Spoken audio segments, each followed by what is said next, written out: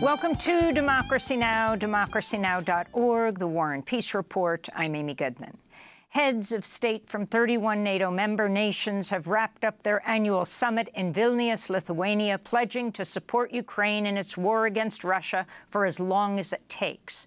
On Wednesday, Ukrainian President Volodymyr Zelensky met with President Joe Biden on the sidelines of the talks, one day after he sharply criticized NATO's refusal to commit to a timeline for Ukraine to join the military alliance as unprecedented and absurd. To put it in simple terms, the moment the war is over, Ukraine will definitely be invited to join NATO, and Ukraine will become a member of the alliance. Before leaving Vilnius, Biden delivered a major address reaffirming U.S. support for Ukraine to join NATO someday and declaring NATO is now stronger than ever.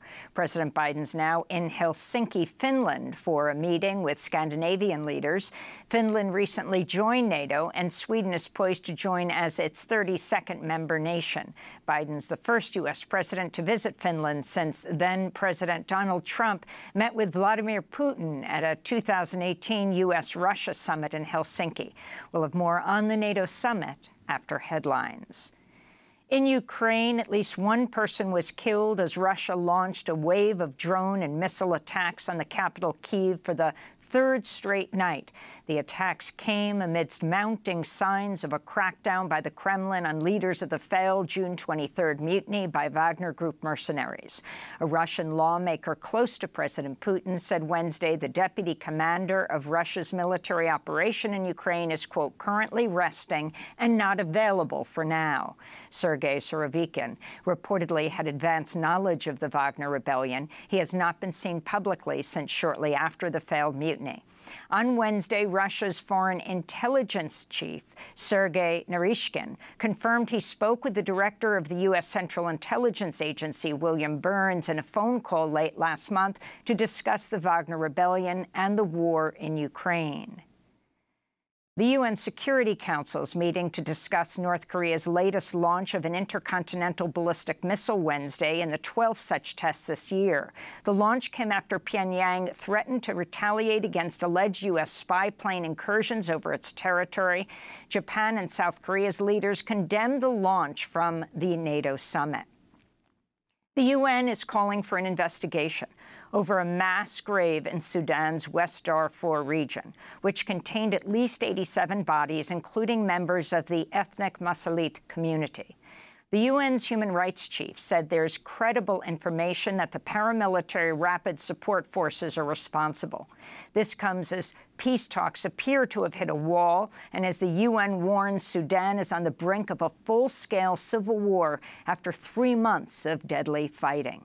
To see our discussion about Sudan, go to democracynow.org.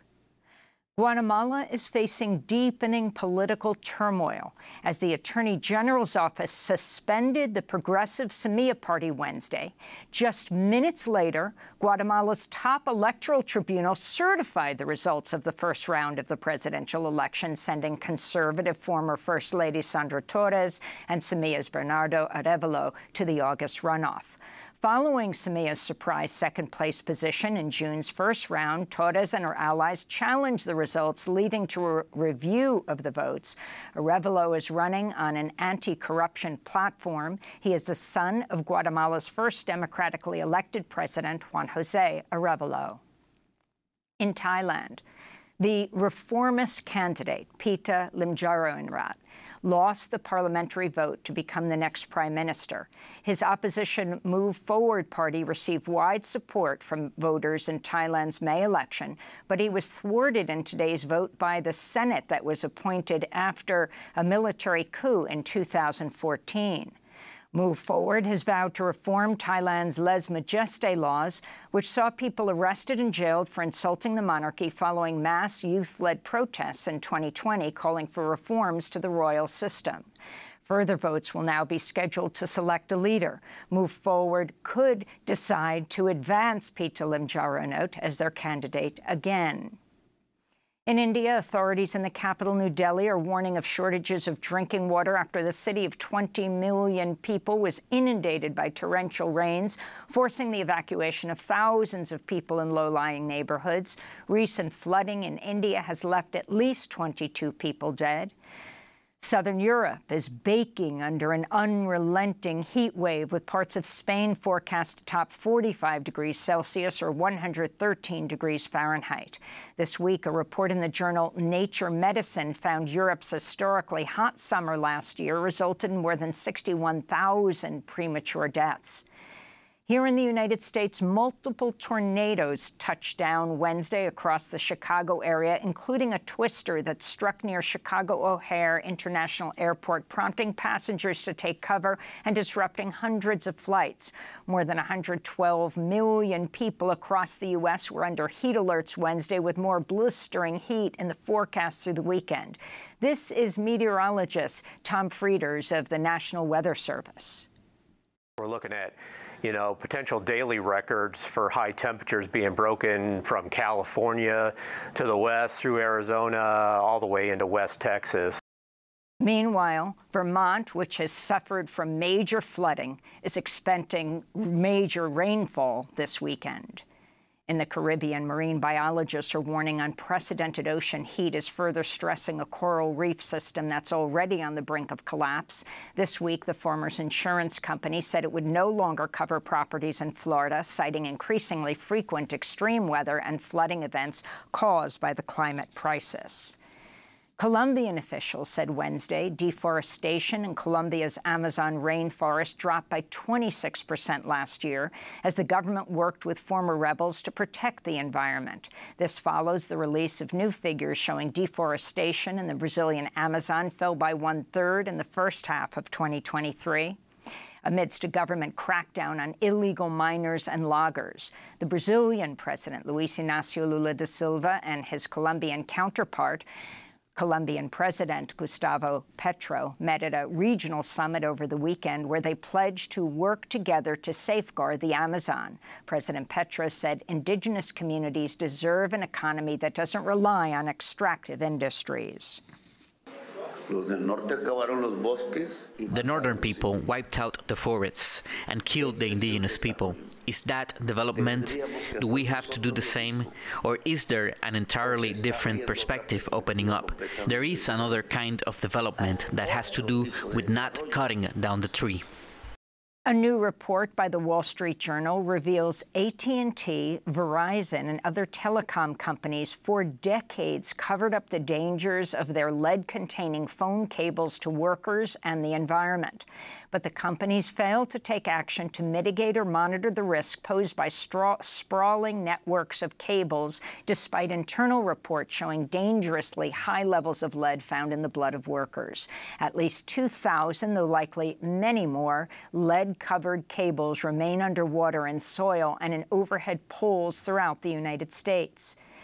In related news, the EPA is proposing stricter limits on lead dust from homes and child care facilities built before 1978, as an official asserted there's no safe level of lead.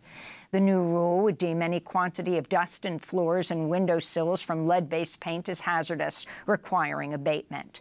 Babies and young children are the most vulnerable to lead exposure, which can damage the brain and nervous system. Several lawyers who had business before the U.S. Supreme Court used the online payment app Venmo to send money to a top aide to Justice Clarence Thomas. That's according to The Guardian, which reports the payments to the aide, Rajan Vasisht, appear to have been made in connection with a 2019 Christmas party held by Justice Thomas. Among those making payments was Patrick Strawbridge, who recently successfully argued that affirmative action violates the U.S. Constitution, and Elbert Lynn, who played a key role in a case that saw the Supreme Court limit the EPA's ability to regulate greenhouse gas emissions. Former White House ethics lawyer Richard Painter responded, "There is no excuse for it.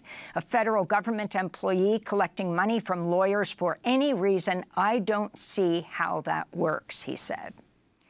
Republican members of the House Judiciary Committee grilled FBI Director Christopher Wray Wednesday, accusing his agency of politicization as they took issue with Wray's response to the Capitol insurrection, investigations into Donald Trump, President Biden and his family, and the agency's use of the Foreign Intelligence Surveillance Act, FISA, among other things. This is FBI Director Christopher Wray during a heated exchange with Wyoming Congressmember Harriet Hageman, who accused Wray of, quote, weaponizing the FBI against conservatives. The idea that I'm biased against conservatives seems somewhat insane to me, given my own personal background. Christopher Wray is a registered Republican appointed by Trump. The union representing more than 160,000 Hollywood actors and performers is on the cusp of a strike. This morning, a negotiating committee with the Screen Actors Guild voted unanimously to recommend a walkout after talks with a federal mediator aimed at hammering out a new labor contract failed at the 11th hour. Guild President Fran Drescher said in a statement, quote, the Alliance of Motion Picture and Television Producers' responses to the union's most important proposals have been insulting and disrespectful of our massive contributions to this industry, she said. Hollywood writers have been on strike since May 2nd. Joelle Selner, a writer who joined picket lines in Burbank, California Wednesday, says a walkout by actors will turn up pressure on big studios. If SAG goes on strike, they lose their reality and game shows, and they're going to really start to feel it, because right now they've stockpiled scripts and they have things in the pipeline, things they think they can do without writers. And you really can't do anything without actors. Democracy Now! Employees are represented by SAG-AFTRA, but are covered by a different union contract than Hollywood actors. And longtime political prisoner Mutulu Shakur has died from cancer at the age of 72, just 7 months after his release on parole after nearly 37 years in prison. The stepfather of the late hip-hop icon Tupac Shakur was convicted in 1988 of conspiracy in several armed robberies and for aiding the 1979 prison escape of Assata Shakur, who fled to Cuba.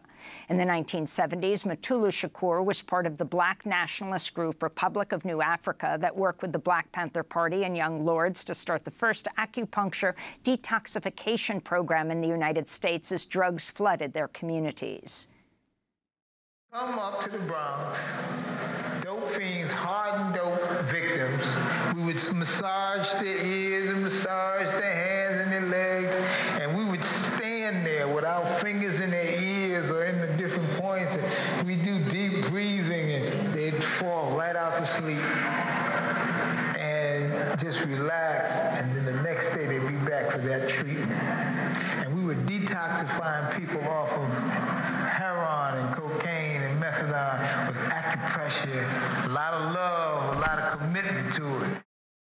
Mutulu Shakur speaking in the Vice documentary Dope is Death, directed by Mia Donovan. And those are some of the headlines. This is Democracy Now!, democracynow.org.